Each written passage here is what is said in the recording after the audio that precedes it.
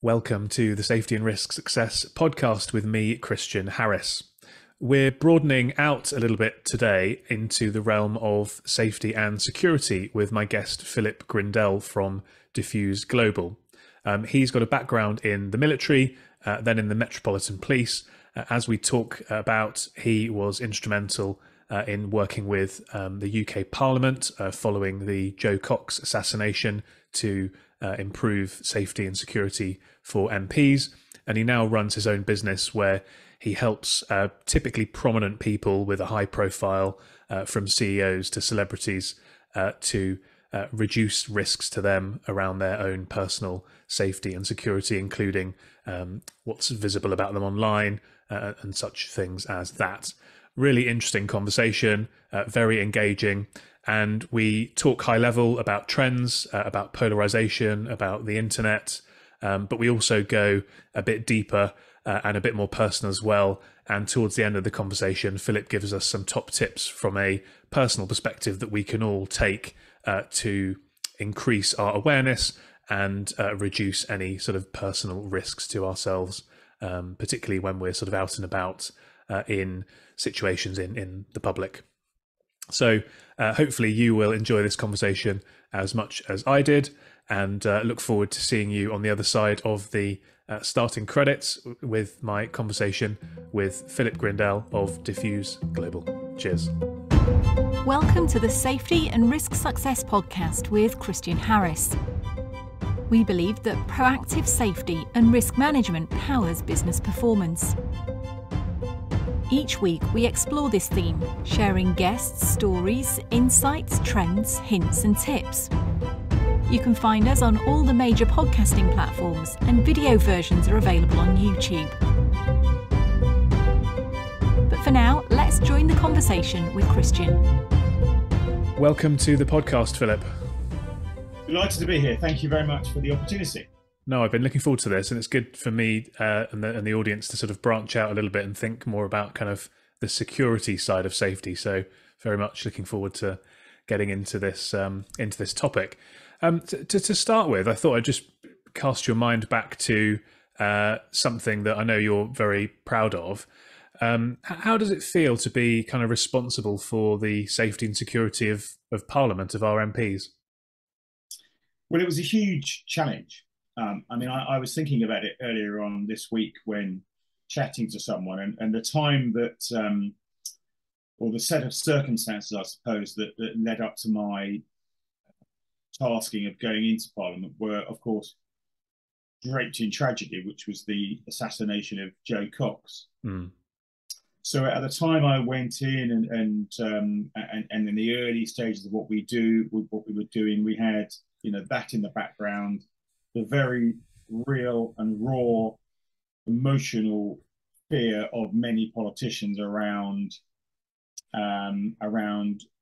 being targeted. Some of it misplaced, a lot of misunderstanding and misinformation as usual.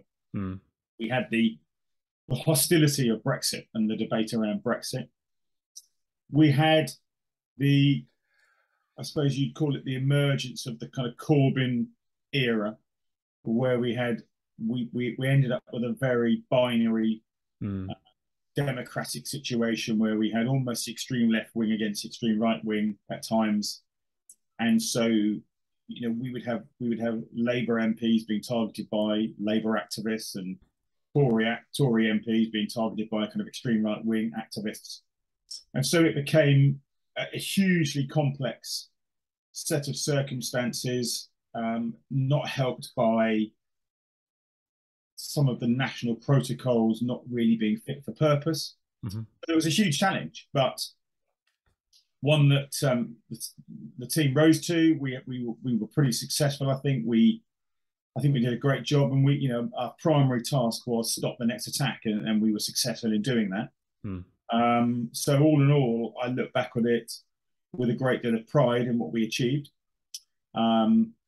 As always, when you work with politicians, there's a veneer of spin around the whole subject. So there was a lot of that to deal with in terms of public statements and political agendas being played out, which which definitely weren't truthful in terms of what the actual issues were that we were dealing with. So challenging, hugely educating, frustrating in that, I suppose if I'm honest, I went in there not really having that much to do with politicians and came out not wanting to have not much. Wanting to. But yeah, certainly an era of my life which I hold, which I'm proud for. I think we did a good job.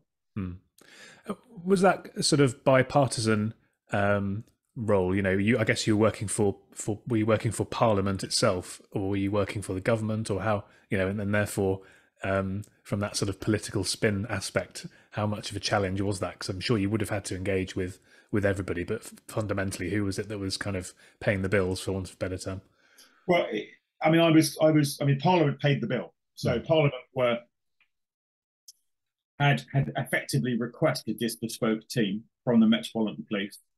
So whilst I was a Metropolitan Police officer, we were ring fenced, if you like, by Parliament to work for them.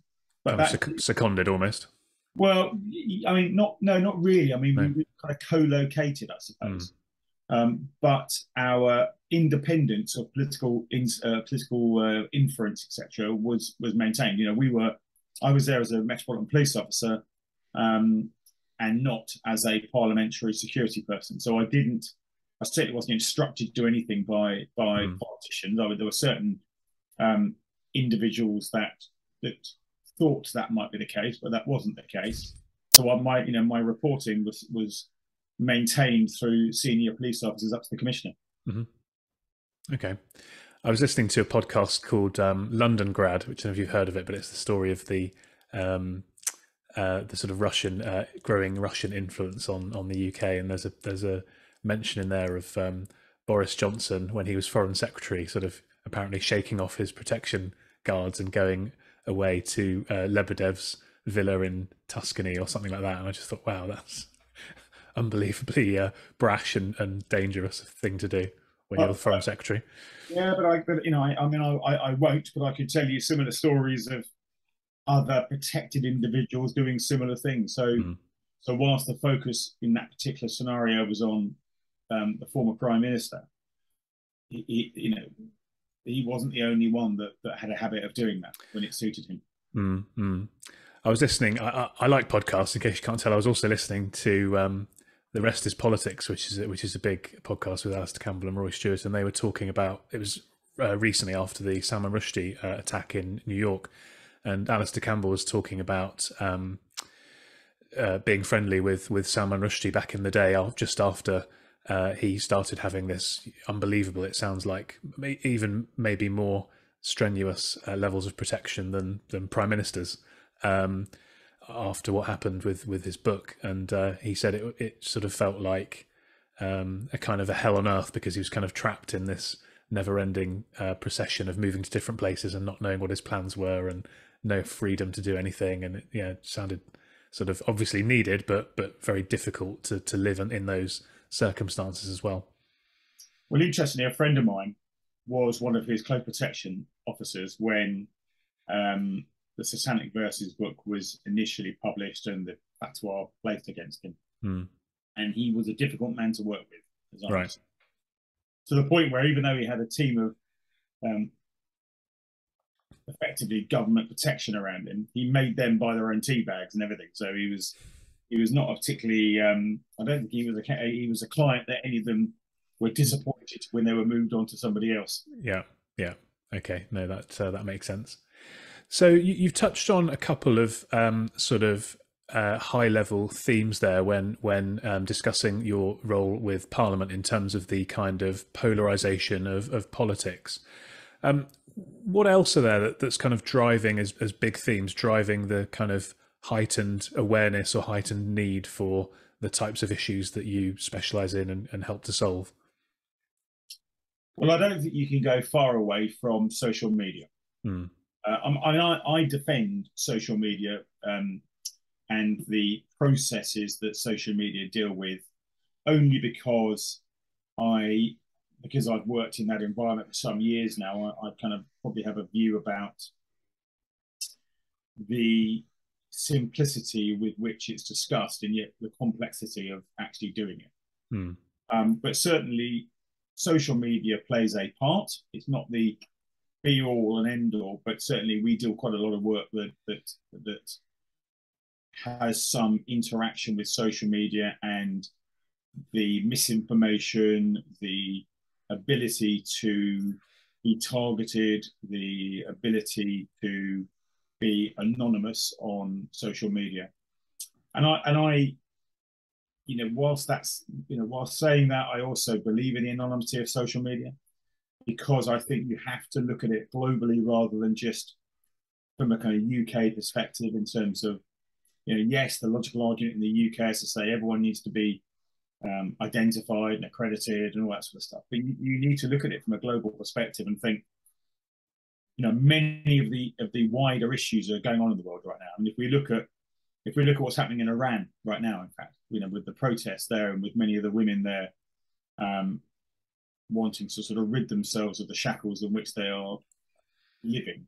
If we look at the kind of Russian-Ukrainian scenario, if we look at some of the stuff in Taiwan or China, there will be people in those environments who are using social media to shine a light on some of those issues.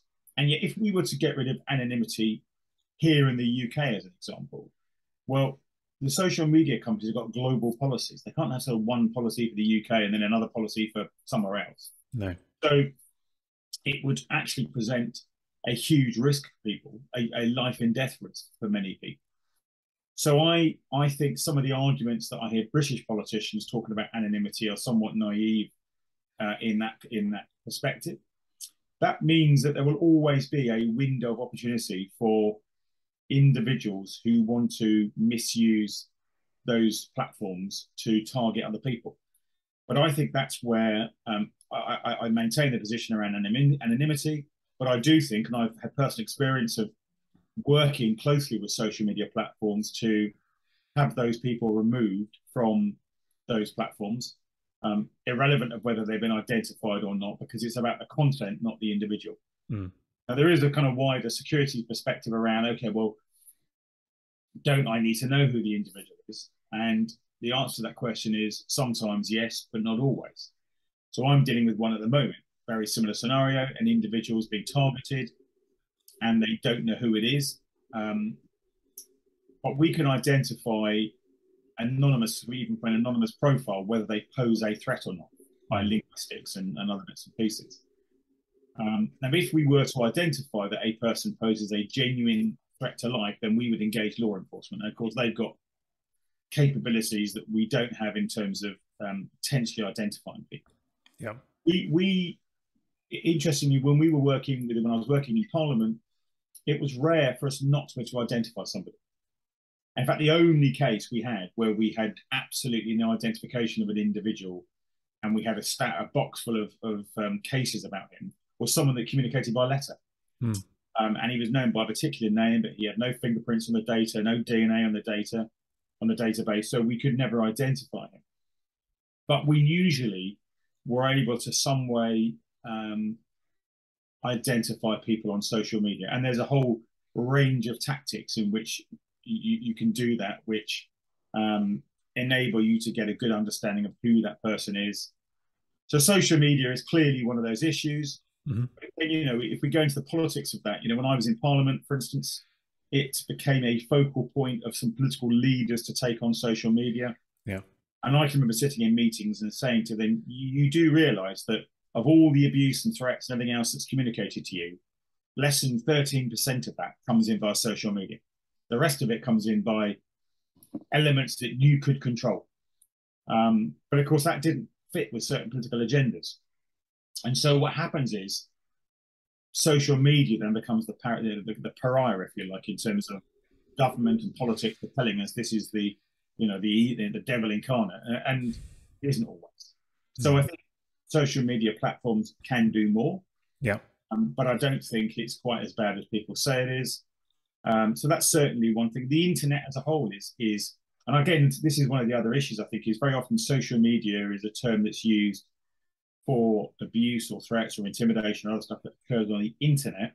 but we kind of banned it as social media when a lot of it's actually not social media. It's on blog posts and other places where it features, but isn't social media, but people kind of misrepresent it. But again, the internet, and again, I think we all from a personal perspective are probably unaware or uninterested in how much of our own personal data is out there, which, if you're a public figure, is crucial, because if we look at the recent stalking case of Jeremy Vine as an example, in the UK media, and the individual just got a 5-year sentence. One of the issues that started that was the stalker started circulating Jeremy Vine's home address. Well, Jeremy Vine's home address should never have been available to him. So, again, some of these issues are, in my view, a degree of kind of personal responsibility around, okay, well, I'm now a public figure. I need to be really careful about what private information is out there, because that causes huge issues. A, because of that type of scenario. B, because we've had scenarios where, we had one recently where I presented an individual came to us and said, can you do an audit on me? You won't find a great deal because I'm not out there. I'm not on social media or anything. And I presented him with his Facebook page. And I'd actually also befriended his daughters on Facebook via his Facebook page. Yeah, realistic. And when I presented it to him and his wife, she said to him, you said you weren't on Facebook. And he said, I'm not on Facebook. But that's your profile. And we've even got our daughters on it, and we've got images from our holidays, and et cetera, et cetera. And he looked at me and said, what the hell's going on? And I said, I've created a Facebook page for you based on all the information I can find out there. So why is that relevant? Well, because if you're not careful, people can create those sorts of fake profiles, and then they can start speaking and posting and what have you, as if it is you. And so all of a sudden there's damaging conversations, or there's prejudiced views being expressed which aren't yours, but they purport to be you. And so that is what's happening. There are thousands of fake profiles out there. I get clients to come to us and say, I'm X, Y, and Z, and I've got I've identified 50 fake profiles on these social media platforms who are all selling Bitcoin in my name, and it has nothing to do with me, and we have to deal with those. So again, I think those sort of elements are often more damaging than the extreme kind of physical threats. It's that whole kind of reputational issue in the middle that people are concerned about. So how worried then should the audience be about this happening to them? And I suspect that the degree of worry that they may or should have will kind of correlate in some way to the height of their sort of relevance or popularity or profile and the size of their bank balance, or is that an unfair assumption? Well, yeah, yes and no. And I think we should all have an understanding of how much data is out there about us. And people, I think, sometimes are a bit naive to understand that when you go down to the shop and you bring out your loyalty card, well, they've got your data on that loyalty card, and that sits on their platform. And so you can be as secure as you like. But if they get hacked, that data of yours goes on the dark web for sale. So we should, it's like an annual, we have an MOT for our car in the UK, which for non-UK listeners, and I've used this reference before, is an annual test to see, is your vehicle roadworthy? Well, we don't do that for ourselves. And maybe we should start doing it. Maybe we should be thinking about, well, actually, what data is there out there about? I know we've got GDPR on it, but frankly, most people ignore it. And also only really exists in Europe anyway. But we don't seem to sort of have any idea what data is out there about us. And so, we'll get our credit cards or our bank cards hacked, and all of a sudden there's dodgy payments going on. And so our credit card or our bank card gets cancelled and we get issued a new one. But do we actually pause and think, well, hang on a minute, how do they get those details in the first place? Where do they get those details from? Or do we just carry on because we've got a new card? But I think there is a degree of personal responsibility for all of us to think about what data there is out there about us, and actually how free are we when we're giving out our email addresses, when we part of it is this kind of commercial relationship where it seems that anything you do now, people want your email address. And sometimes you think, so why do you want my email address? You don't need my, I'm not, I'm not doing it. I just want to do this. Now, clearly it's for marketing purposes. So we fill in the box with our email address and then tick a box saying, no, I don't want to be marketed at you. So why have I got to give you my email address? Yeah. But actually what you can do is you can, I mean, certainly I use Apple devices and what have you, and they create a fake email address so that actually you don't give out your email address. But it's well, why do these companies do that? Why have we got systems set up where we have to do that?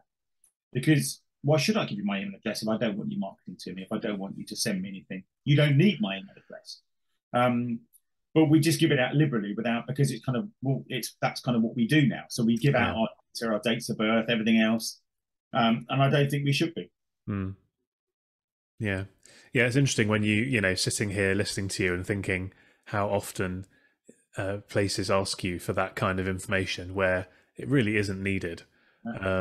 But yeah, they're sort of trying to build up this picture of you, I suppose. So as you say, they can remarket to you. And don't get me wrong, if somebody wants to attend one of my webinars, this podcast is just free. It's a gift that we put out there freely, and we don't capture any information or anything like that from anybody. But if somebody wants to come to one of my webinars, yeah, I'm going to ask them for their email address and their name and what company they work for, and I'm probably going to ask them for their phone number so I can have a chat with them afterwards. So I suppose I'm as guilty of it as anyone. Yeah, and if you go to an Apple store and you buy something, they'll say to you, "Oh, would you like a paper email receipt, or can we email you one for for environmental reasons?" It's got nothing to do with the environment. It's because they want to capture your details. And I say, "Oh yeah, email me," because I know they've got my email address because I've got an account with them. But I just think sometimes we give away our information too freely. We don't know where it is. We don't know who's got it.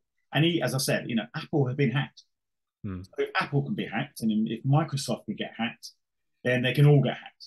Yeah, they're hacking them because they want our data, and so that data goes onto the dark web. And so one of the searches we do for our clients, as an example, is that search of digital audit. What private information is out there about. We find people's home addresses. We find plans of their homes that the estate agents haven't taken down.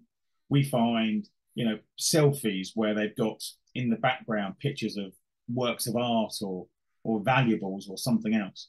And they've got no consciousness around that's out there. So, I probably, I've done one on myself and I've had to take things down. But I think it's something that we all should be a bit more aware of. I mean, it's a simple thing you can do to see how vulnerable am I out there. And obviously there's in terms of the consequences of that, you've mentioned you might your card might get hacked and some funny payments, and then you cancel your card and you get a new one.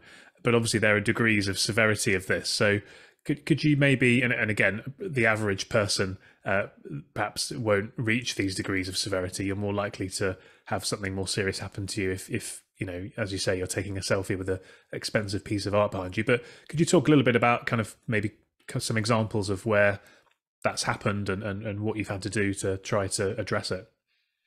Well, I think if we look at stalking and harassment, just as a basic example, because whilst we've definitely seen in the media recently, numerous cases of high-profile individuals being targeted by stalkers, etc. There are 5 different elements, 5 different types of stalkers, if you like. And one of the most dangerous types of stalkers actually is an intimate stalker, someone who's had an intimate relationship with someone, so a partner, a former partner, etc. And the thing about fixated people is that they become what's called pathologically fixated, which means that they literally can think of nothing else but their fixation from the minute they wake up to the minute they go to sleep. And that means that they spend hours, days, weeks, months on the internet researching you. And some of them become experts at that research. And so we've seen those type of scenarios with ex-partners, which is quite normal, but very dangerous. Seen it with hostile former employees who have targeted not just the chief executive of the organization, but the HR manager. The HR manager that had to sack that person or had to let that person go or didn't, in this individual's case, feel that they were treated fairly through their medical issues or what have you. Right. So you don't need to be a public figure to be targeted by a hostile former employee. Or I mean, one of the key elements of workplace violence, to give it its kind of trendy title, is customers that are unhappy with the service they've received from various companies, and then they start targeting that company. And yes, they will go very often. They'll go after the hierarchy of the organisation, but very often they'll go after the customer services manager or somebody else who they've interacted with, and that could just as easily be you or me as it is anybody else who's listening to this podcast. So again, that's the reason why we don't want our public data out there. I had it's an extreme example, I guess, but we had a chief executive of a global brand who got a phone call at 3 a.m. by an angry individual who became a dangerous individual. And he said, "Where'd you get my number from? You stole the internet." And once he's got your number, he's got it, and he's going to ring it all the time. Yeah. To the point where a chief executive of a major brand had to turn his phone off because he just couldn't get away from this individual until we dealt with it. But that can happen to any of us. Someone may not like a topic I'm talking about. Someone may not like a topic you're talking about. Someone may be upset by a HR manager or anyone else. Somebody can be, people who become fixated on the person that gives them coffee every morning, serves them coffee every morning at one of the major coffee shops, or at somebody who they buy their ticket off at the train station, and they start researching and finding out more about that individual.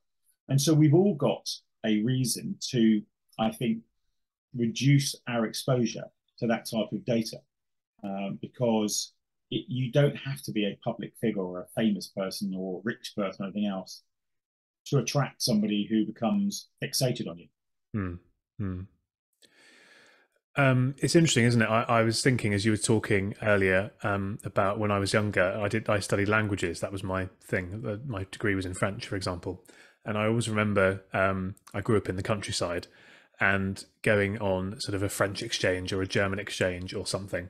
And people would ask me, "Oh, what are the people like in Germany?" And I always found that a bit curious. And my response was, "Well, they're just like people here. 99.99% of people are nice, and then there's occasionally the odd bad egg or whatever word you would use to describe that person." But I suppose the way that the world has changed and the tools such as the internet sort of amplify the reach and the potential for that very, very, very small proportion of the population that could do this kind of stuff to be able to do it, don't they?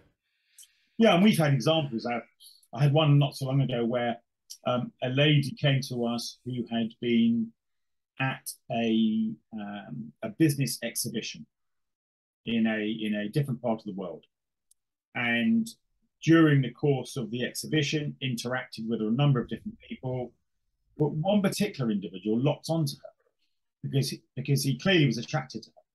So they lived in 2 separate parts of the world, and the conference was in a 3rd part of the world. But all of a sudden, she started getting communications from this person. She'd never given him any details whatsoever.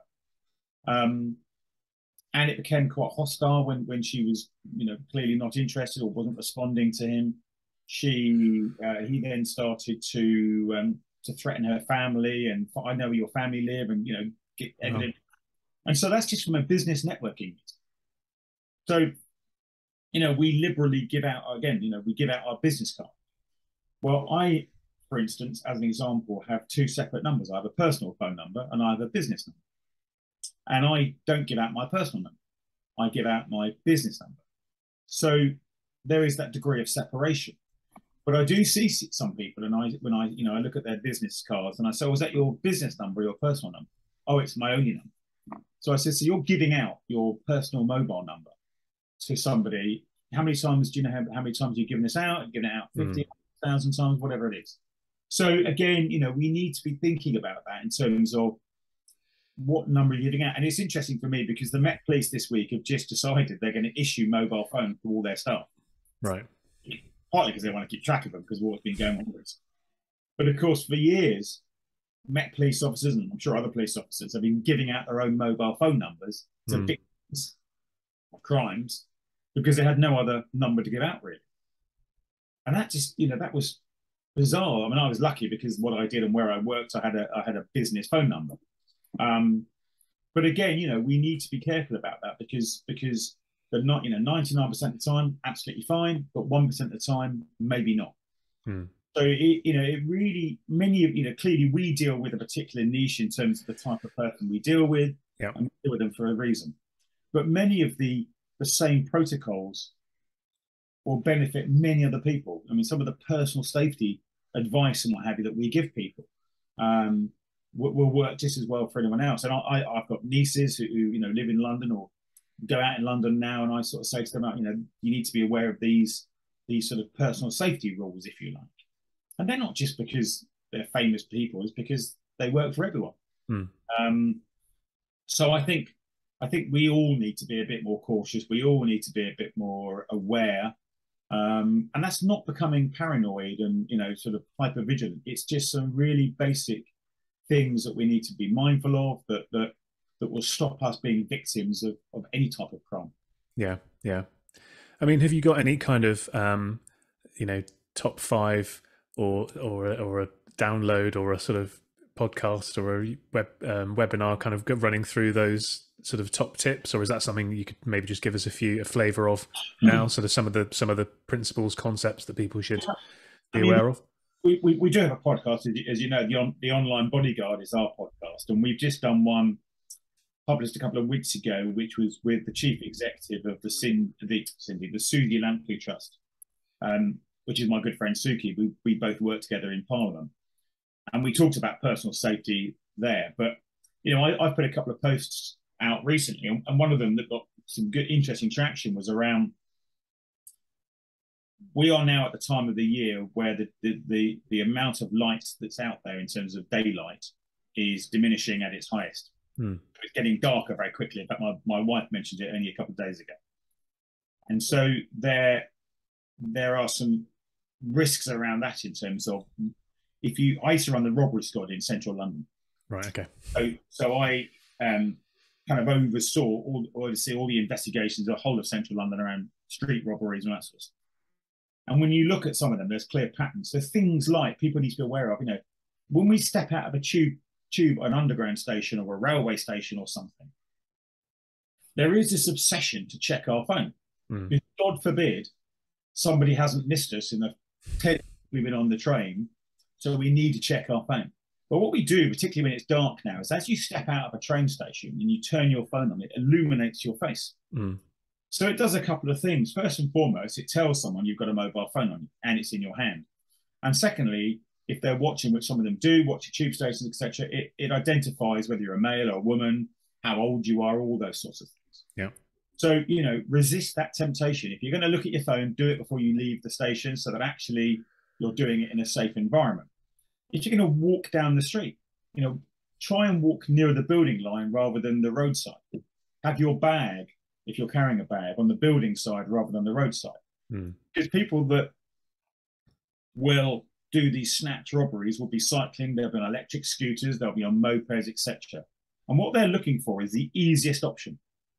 And so if you're making it more difficult for them by not presenting yourself as a victim next to the road, you're by the building line, your bag is towards the building line, it makes it more difficult for them to snatch and steal stuff from you. That's a good thing, because there are lots of other victims out they're going to look for. So those are things that you need to. I definitely think people should be looking at what data's out there about themselves. Do a health check of that every so often, and think about what material you're giving out. If you are, we know that females, as an example, are targeted differently to men. We know that females are more vulnerable for lots of different types of violence, what have you, out and about. We also know that women have a far better risk identification. A sort of honing signal, yeah. Because when you and I walk out of a pub, we're not looking for risk. No. Many women, when they walk out of a pub, are looking at risk. Who's around me? Is there someone out here that I don't like?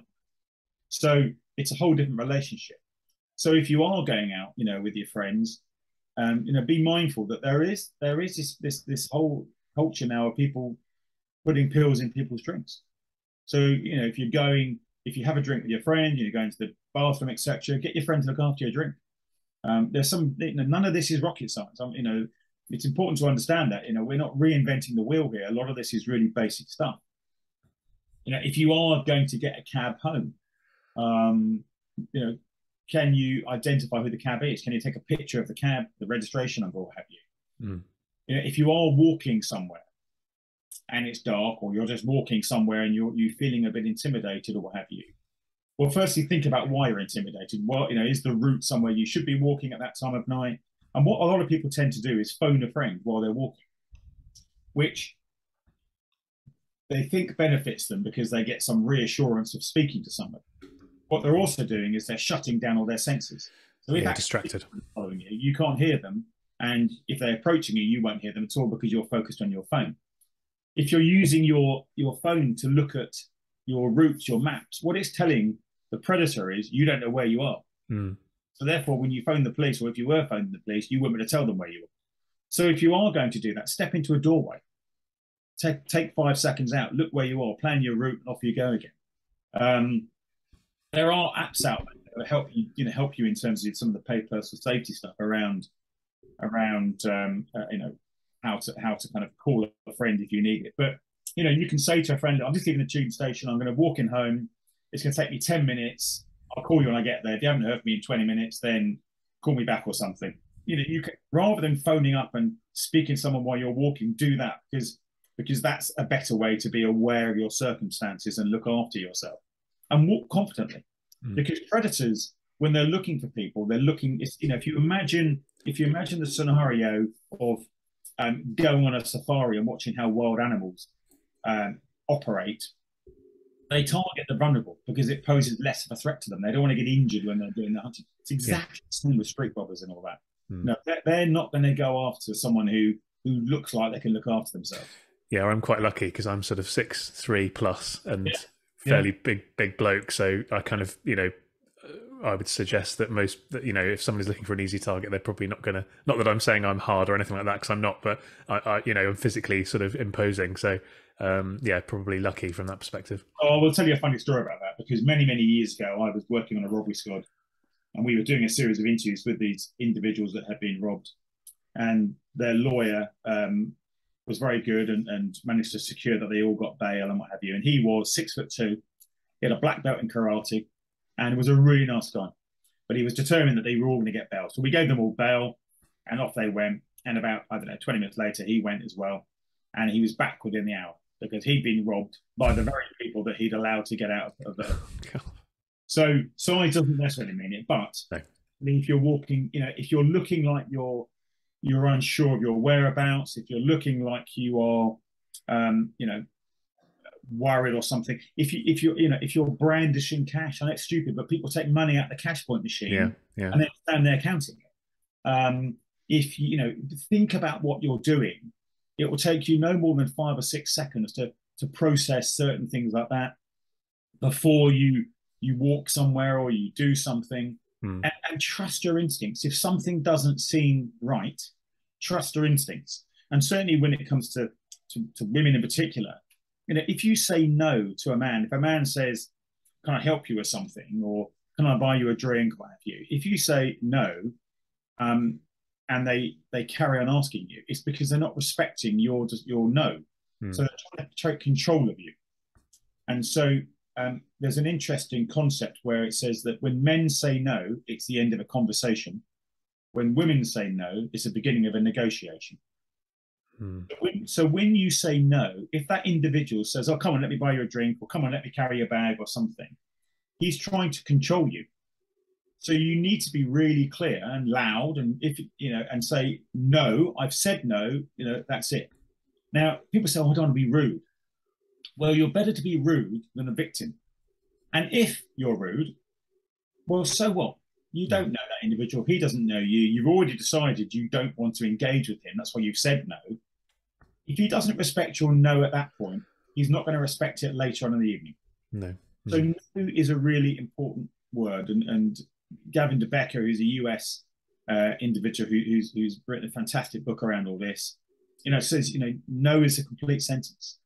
It's not open for discussion. If you've said no, mean it, and tell them and make sure they understand. I said no. Now please go away. Yeah. Because too often we abandon our instincts because we don't want to appear to be rude. Trust your instinct. It's there for a reason. Quite a British thing, I guess, not wanting to be rude. I suspect in America people are a bit more That and queuing. direct queuing. Yeah. We had the queue, didn't we, last week after we've recorded this. It's interesting what you say, actually, because thinking about risk management as a concept, we all do risk management every single day because we cross the road, we drive our car, we do all sorts of other things, and we kind of do those on instinct, I suppose. But we've got that awareness that, well, speaking from personal experience, because I was run over, albeit I was standing on the pavement when a car lost control and mounted the curb. It's not fun to be run over, but we all kind of understand that. And I suppose it's just thinking about the awareness, isn't it? How we can raise the awareness for, as you say, simple things that we all kind of know we should be doing, but just to drill them in and build them up as habits. So risk is about likelihood and impact. What's the likelihood of something happening, and what's the impact if it does happen? And the scenario, or the scenario I'll use, which I think is a really interesting one for us, is COVID and travelling on the underground for your London-based listeners. Because when COVID was at its height, there were still a lot of people who weren't wearing masks on the underground. And so whether they were consciously or unconsciously doing it, what they were doing was assessing, what's the likelihood of me getting COVID here? And if I do get it, what's the impact? Yeah. That's the equation that's going on in their brains unconsciously. So someone who is more vulnerable to COVID or has more underlying health conditions will look at that risk very differently to someone who decides not to wear a mask at the time of COVID. And so, I would look at it and think, well, there's a high likelihood of getting COVID on an advised closed environment. What's the impact? Well, it'll put me out of action for a couple of weeks at the bare minimum, and I haven't got time for that. So I'm going to wear a mask. Yeah. Other people make a different risk assessment and say, I don't believe in COVID, for instance, and therefore I'm not going to wear a mask. Other people will say, I'm young, I'm fit, I'm healthy. So if I get COVID, the impact of it won't be anything significant because I'm young, fit, and healthy. And so that's how we manage risk. That's what the unconscious process that's going on in our heads. But actually, if we kind of make it a bit more conscious and think, about the no scenario, I've said no and the person's ignored me. Well, why are they saying no? And again, I go on to our instincts. Sometimes we hear people saying, "Well, God, he was a bit odd, wasn't he?" Or I just had a really bad feeling, or put the hairs in the back of my head go up, or I've got this real instinct, or my gut instinct telling me something's wrong. So we use all these phrases very, very unconsciously, I suppose, but actually they come from something quite specific, which is our instinct and our intuition. And so we need to listen to that intuition, because very often when we're making decisions, a decision-making process is based on a degree of data and intuition. We all get all these facts in front of us, and some people make it purely on fact. Other people make it on a bit of both. Some people make it on, I just go with my gut because that's what I trust. Trust your gut in every scenario, because even if you're wrong about those scenarios in a safety environment, it's better to be wrong and alive than right and dead. Yeah. That's certainly words to live by there. Well, thanks, Philip, for those really practical tips for us all to think about. From the perspective of, corporate entities, senior leaders, or sort of high-profile people that kind of need a bit more structured and specialist professional help, where would be the best place for people to go to kind of discover more about what you do and how you might be able to help them? Sure. So we have a website which is diffuseglobal.com, DEFUSE global.com. You'll find me on LinkedIn, Philip Grindell. I think I'm the only one on there, Philip Grindell. And we're pretty active on there, and again, posting information like that. We have a podcast, as we mentioned, called The Online Bodyguard, where we speak to the world's experts on these subjects, and generally the world's experts on these subjects, and spend an hour with them, much like you're doing with me, and sort of sharing some of their insights. And some of it's academically researched material, other it's hugely experienced. And there's a really interesting podcast on there around a range of subjects, from everything from stalking to threat assessments and what have you. And if anyone's got any questions, of course, they can always find me on LinkedIn or via the website. Our email addresses are on there. And even if you don't feel you fit necessarily into one of our niches, but you think you need some help, what have you, then send us an email, and we'll always answer it if we can within 5 minutes, and give you some brief guidance of what you should or should be doing. Yeah, but we definitely won't find your personal mobile phone anywhere. You won't find our mobile phone number. Email it. Perfect. Well, thank you very much. Really enjoyed that. Lots of great insights and some, momentous stuff that you've been involved in. So keep up the good work. Thanks for joining us today on the podcast, and we look forward to seeing you next week for another episode. Thanks for joining us on the Safety and Risk Success podcast. If you've enjoyed this episode, please hit follow and do share on social media. Does anyone you know spring to mind as a great guest, even yourself? If so, please contact us on podcast@slipsafety.co.uk. See you next week for another episode.